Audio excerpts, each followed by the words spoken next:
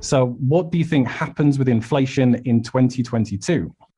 So I think it will stay elevated, but probably go down from these numbers. And so depends on what country you're covering. So I cover globally, but my focus is on the United States. And we've had, among the developed world, some of the largest inflation prints because we expanded our money supply more rapidly than most other countries did in 2020, 2021. And my overall base case is that somewhere either in quarter four, which we're in now, or quarter one of next year, we'll probably see the top of the headline CPI prints, and then we probably will cool off for a period of time. That doesn't mean that we go negative. It doesn't mean we go back to normal. But I think some of those issues could begin to subside. We're already seeing, for example, that real estate is kind of topping out, and there's a big component of CPI that is tied to real estate, and that's following that with a lag. And so when that kind of gets topped out, that could cause kind of a cooling off of that headline in CPI at least. In addition, we have money supply not growing as quickly as it did, say the peak of the rate last year. In addition, a big component was used car prices going up dramatically because we've had semiconductor shortages. And so we see signs that there's a lot of inventory for cars at manufacturers.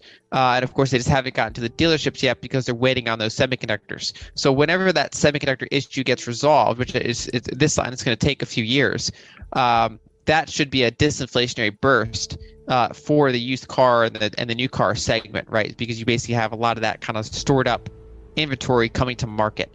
And so I do think we're going to see gyrations in inflation, kind of like how we already saw a gigantic lumber spike and then that cooled off and then it kind of rose again, while other areas of inflation, mainly the real estate segment, started kind of steadily going up. I think we're going to see rotations like that. But overall, I think that especially with fiscal policy pulling back and monetary policy tightening, I do think that we can start to see a cooling off of headline CPI. Now, Europe is a little bit different because Europe has these energy shortages, which are rather spectacular. And so when they get past those, right? So when you get past the winter months, for example, you start to see kind of, again, CPI kind of cooling off, maybe with a bit of a lag compared to the United States because their inflation started a little bit later. It might end a little bit later. But overall, that's kind of a wild card because those grid and natural gas issues are so unique. So again, Dalio, so when he talks about that, he's really talking long term. If anything, if you line up his cash is trash comments with market activity, they tend to be almost counter-cyclical. So, for example, he said cash is trash in like February 2020, which was like right before one of the most rapid crashes we've ever seen in risk assets, where cash would have been the best performing thing for the next quarter. And so you can have these periods where for a couple of quarters or a couple of years where cash is one of the better investments, right? So just because cash loses 5, 6, 7, 8% a year, you can have markets go down 10, 20, 30, 40% in a given year, compared to, depending on what market you're looking at. And so I think it's one of those things that depends on your risk tolerance and time frame. I think cash is going to be a very poor investment throughout the 2020s. I think the rates are going to stay persistently below the inflation rate for the majority of that decade. But there will be years where cash is probably towards the top of the pile in terms of investment performance because you can have down years in equity markets and things like that.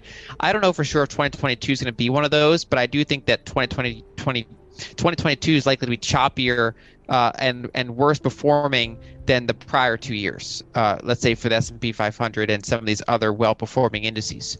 I think that's where there's risk. I think with the fiscal pulling back and tightening monetary conditions, having some cash can make sense. In addition, it's important to know that Berkshire Hathaway, his company, is primarily an insurance company. It's a conglomerate. They're in multiple businesses, but at the heart of it is they have some of the largest insurance operations in the world. And so if you look at most insurance balance sheets, they're almost entirely in bonds.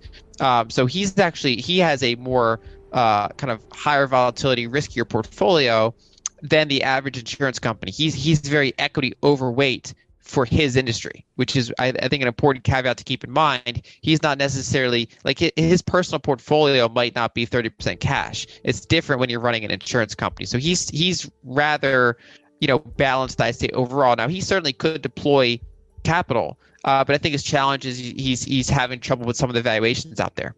for most of those 10 years, the problem was gold got so overvalued in 2011, 2012, compared to the broad money supply, compared to all sorts of things, that it went through a natural bear market. Before we continue, help us clicking that YouTube like button and subscribe now to our channel. This shows the algorithm that you valued this information. And it helps us spread that message. Sharing is caring. And now, let's continue. I have bad news for you. If you're not rich by now, you're screwed. And if you're in debt, you're even double screwed. How so, you might wonder? Well, the sad truth is that you're working your whole life to make someone else rich. The mega corporations, the banks, the politicians, everyone is getting richer. They get your money. And what is even worse, they get your time, they get your life. You are not even in a rat race, you're in a financial prison. But what could a solution for you look like? Honestly, I don't know, but I know what a solution for me would look like. It's very simple. I use whatever money I have and I multiply it with 1,000. This could make my life much easier and probably yours as well. If you have $1,000 available and multiply this with 1,000, I believe that this could solve some financial issue for the one or the other. Of course, if you're ugly, you would have to multiply it with much more than 1,000. My name is Markus Dahn, and this is what I decided to do. I decided to 1000x my money.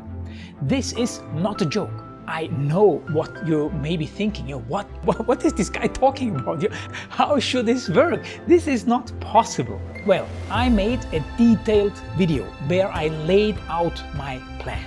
And some clever folks might even want to look at this plan and copy it and do exactly what I do. This is just a little hint on the side. You have two options. You leave, you forget what you have seen. You do whatever you're doing and you hope that somehow you get some other results. Good luck with that. Or you click the link below the video. You enter your email address because I'm not showing this to everybody. You at least watch my video on how I plan to 1000x my money.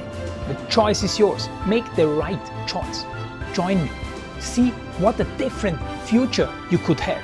See at least how I plan to do the 1000x. So click on the link below, enter your email address, and I see you on the other side. Your Markus Dahn.